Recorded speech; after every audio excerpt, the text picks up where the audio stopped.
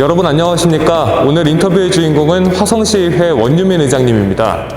원유민 의장님께서는 시종 일관, 일약 천금이라는 가치로 헌신적인 의정 활동이 돋보이는 분인데요. 지난 6월에는 지방의정 봉사상을 수상하며 앞으로의 행보가 더 기대되는 분입니다.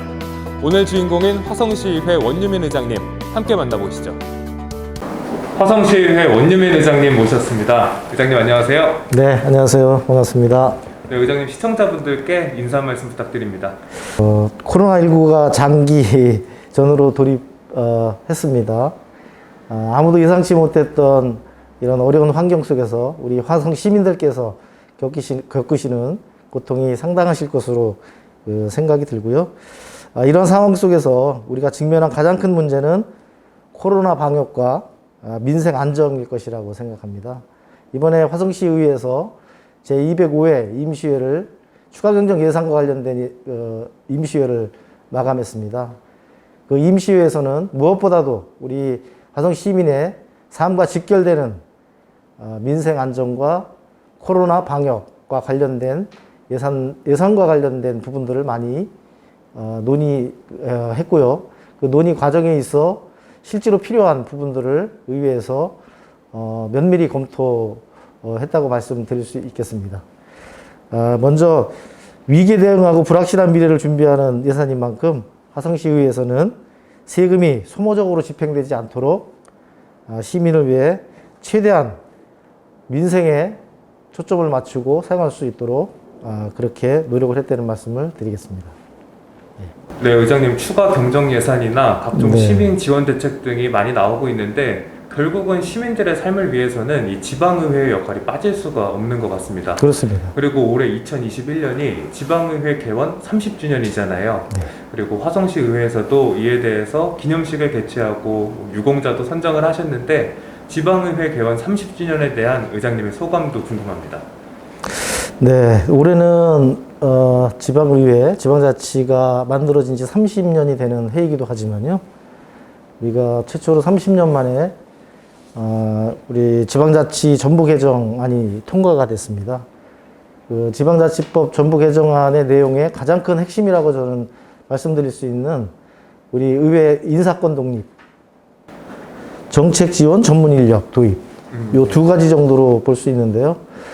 사실 아직까지는 우리가 인사권 독립이 되어 있지 않은 상태에서 의회는 마치 우리 집행부의 이중대 정도의 어떤 역할, 뭐 이런 이제 역할밖에 못했다고 저는 말씀드릴 수 있고요.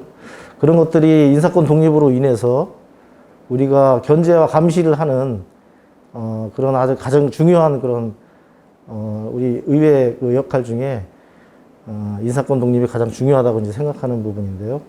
인사권이 독립이 되게 되면 실제로 지금은 우리 집행부의 우리 일반직 공무원들이 겸직을 할 수 있거든요. 겸직을 하게 되면 아무래도 이제 집행부에서 오는 우리 일반직 공무원들이 다시 언젠가는 이제 돌아간다는 그 회귀 본능 때문에 집행부의 눈치를 안 볼 수가 없는 그런 상황입니다. 그렇기 때문에 실제로 견제와 감시를 하는 그런 역할에 좀 충실할 수 없다. 이런 부분을 좀 지적하고 싶고요. 그런 것들이 인사권 독립과 관련돼서 앞으로 이제 그럴 필요가 없다. 소신껏 우리 의회 발전을 위해서 일할 수 있는 그런 분위기를 만들 수 있다. 이렇게 좀 말씀드릴 수 있겠고요. 저희가 화성시의 예산이 한 3조 이번에 한 1,700억 정도 통과를 했는데요. 굉장히 큰 예산이거든요. 우리가 지금 저를 포함해서 21분의 그 의원들이 있는데요.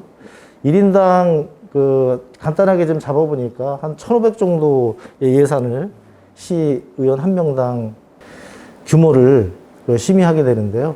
저는 전문적인 정책부제관이 지금 없는 상태에서 모든 거를 하나부터 열까지 시의원들이 다 자기가 본인이 스스로 이제 그런 전문성을 키워야 되는 부분이기 때문에 전문 인력이 보조가 되게 되면 그런 분야에 있어서 혹시나 사업과 관련된 우리 공무원들의 약간의 그 실수로 인한 예산을 훨씬 더 정확하게 쓸 수 있도록 반영이 되기 때문에 그런 면에 있어서는 훨씬 더 굉장히 전문 인력이 필요한 상태다 이렇게 좀 말씀드리고 싶습니다. 지방자치법 전부 개정안이 발의가 되면서 지방의회가 30년 동안 유지되는 동안 어쩌면 가장 큰 변화일지도 모른다는 생각이 듭니다. 네. 반대로 코로나19로 인해서 지방의회에게는 지금이 가장 어려운 시기일지도 모른다는 생각이 함께 드는데요. 네. 특히 추가 경정 예산 등으로 인해서 예산의 운용이 예전과는 다르게 좀 쉽지 않을 것 같은데 코로나 전과 후 화성시 의회의 모습이 어떤지도 궁금합니다. 네, 코로나 전과 후를 말씀드리기 전에요. 코로나 전에는 우리 21명의 저를 포함한 의원들이 실제로 그 회기가 있는 회기 기간 동안을 빼면 대부분 그 지역에서 활동을 좀 많이 하시고요. 지역 활동을 많이 하신다는 거는 다시 말해서 그 지역 주민들의 민원이라든지 어떤 불편한 이런 부분들, 결국은 사업이라고 하는 것들이 시민들이 어떤 그 요구하는 이런 것들을 좀 반영을 좀 해야 되는 부분이 있는데요.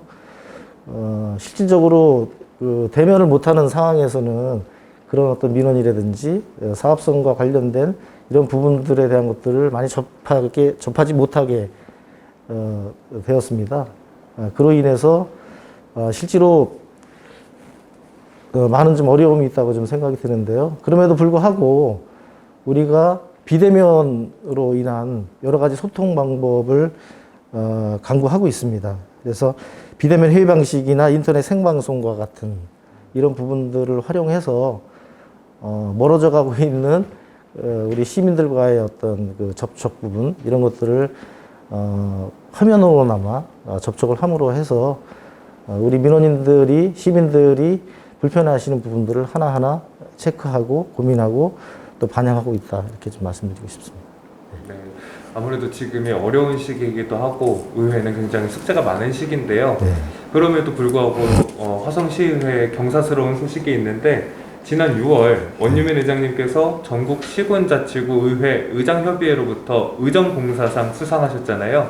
이에 대한 소감도 부탁드립니다. 아마도 전국 시군의회 의원님들께서 주시는 좀 상이라고 좀 생각하고요.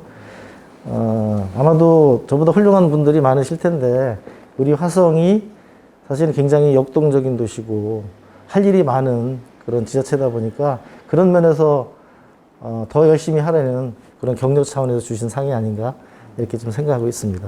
예.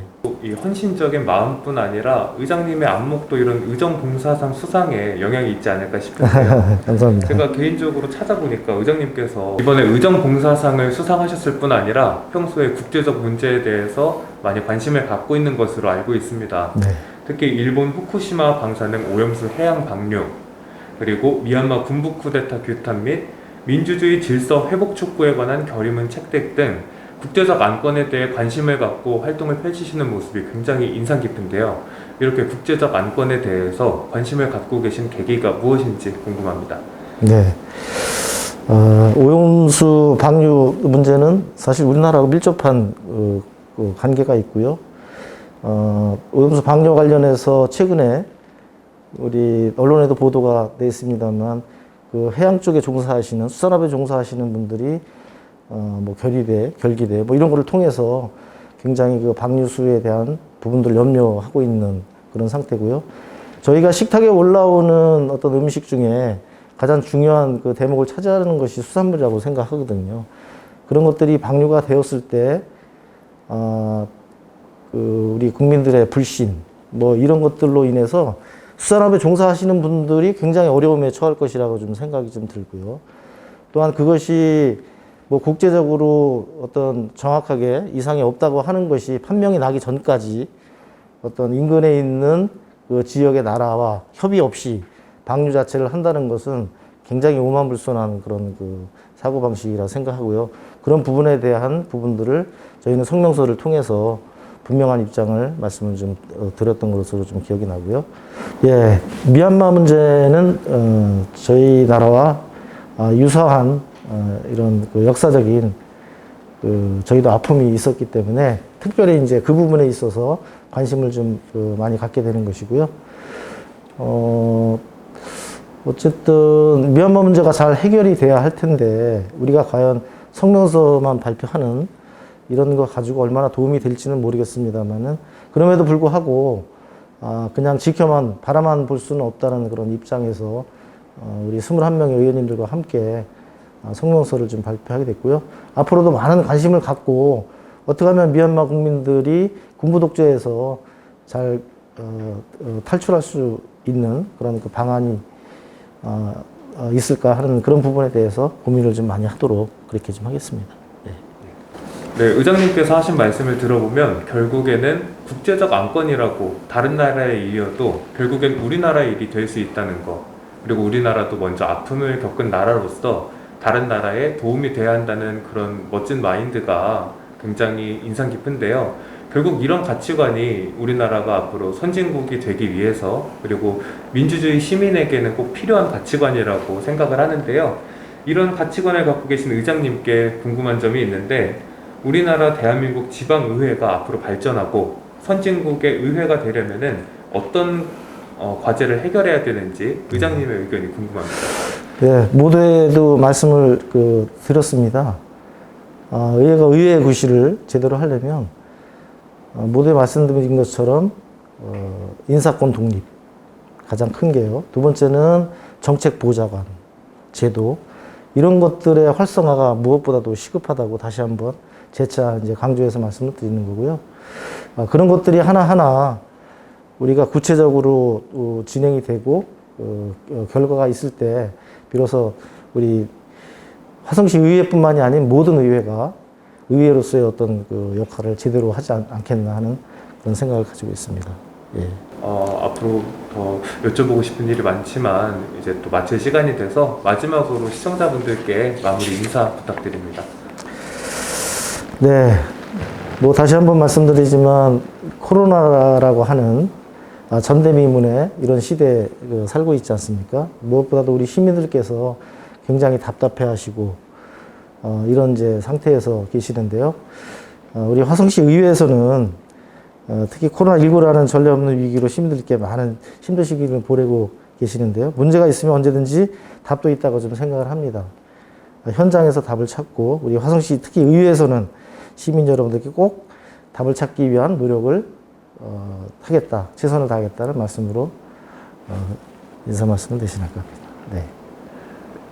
네, 오늘 화성시의회 원유민 의장님과 함께 해봤습니다. 오늘 좋은 말씀 나눠주신 원유민 의장님 감사합니다. 네, 고맙습니다. 네, 오늘은 화성시의회 원유민 의장님과 함께 했습니다. 의장님과 얘기를 나누다 보니까 화성시가 앞으로 더 발전하고 시민들이 살기 좋은 도시가 될 것이라는 확신이 드는 기분 좋은 시간이었습니다. 앞으로도 화성시의회 원유민 의장님과 의정 활동에 많은 관심 부탁드립니다. 시청해주셔서 고맙습니다.